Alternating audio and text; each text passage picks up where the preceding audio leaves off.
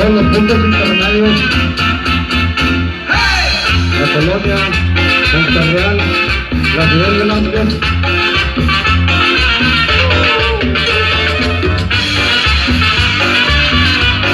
Como el Palacio, Torreón, Roma, Lerdo.